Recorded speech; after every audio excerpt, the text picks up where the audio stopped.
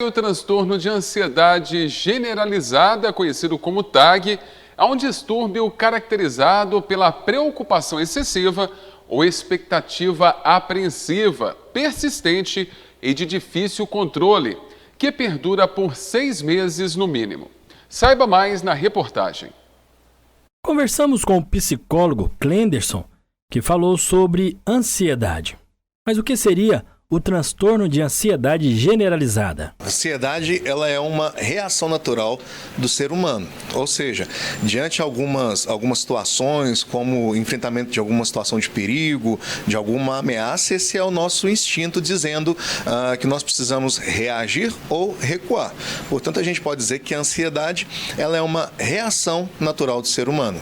O profissional ressalta ainda sobre os sintomas do transtorno de ansiedade. Esse é um ponto onde a ansiedade ela se torna um problema na vida do indivíduo, ou seja, quando a ansiedade ela toma conta da rotina, quando ela toma conta do lado profissional, quando a ansiedade ela afeta o indivíduo como um todo e traz alguns sintomas, né? Então, o transtorno de ansiedade generalizada, TAG, né, mais comumente conhecido, ele é um transtorno, né, gerado pela ansiedade ao qual não tem cura, porém tem tratamento.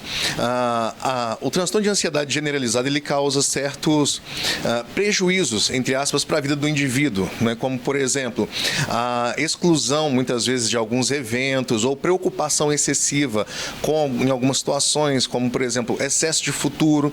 Muitas vezes a ansiedade ela pode ser caracterizada como excesso de futuro, nesse sentido, em que o indivíduo ele sente que não tem o controle, não tem o domínio sobre determinadas situações. Para a gente falar sobre o transtorno da ansiedade, a gente tem que levar em consideração que, novamente, não tem cura, porém, possui tratamento, certo? Nesse caso, os sintomas do transtorno da ansiedade. A pessoa, durante uma crise de ansiedade, ela pode apresentar aí respiração ofegante, falta de ar, vertigens, tremor, suor excessivo. No dia a dia, muitas vezes, falta de concentração em atividades cotidianas, no trabalho, por exemplo, perda de sono, perda de apetite. Então, esses são alguns sintomas aí causados pelo transtorno da ansiedade. Clenderson fala do diagnóstico e sobre as medicações. Tem uma diferença entre o transtorno, que ele precisa de um diagnóstico médico, um diagnóstico clínico, mas também nós temos a crise de ansiedade, onde em um grau maior da ansiedade, onde ela fica mais evidente, a pessoa ela entra em crise. O que acontece durante essa crise? É quando a pessoa ela tem aquela sensação de abafamento, quando ela tem aquela sensação de que quase está infartando, né? O coração dispara, a respiração ela fica mais ofegante, ela fica tentando puxar o ar, mas não consegue, parece que tenta puxar o ar, mas não consegue puxar o ar. Diante de uma crise de ansiedade, o que deve ser feito? Primeiramente, tomar consciência do ambiente onde ela se encontra, estar em um local que esteja bem arejado, onde ela consiga perceber alguns elementos, como som, alguns barulhos, visão, cheiros também, e, mediante dessa situação, controlar a respiração também é importante.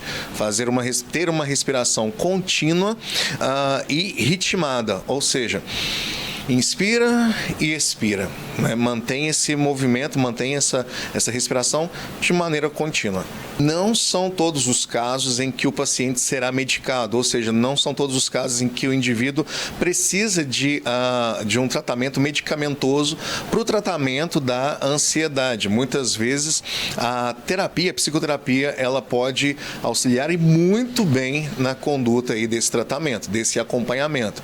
Então é importante que a pessoa perceba, né, ela se perceba, perceba a sua rotina, o quanto a ansiedade tem afetado a rotina como um todo, trabalho, família, relacionamentos, e dependendo do grau de ansiedade em que for diagnosticado, o médico mesmo fará o encaminhamento para o tratamento correto.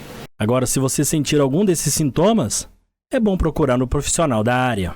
Bom, lembrando que a ansiedade ela é uma reação natural.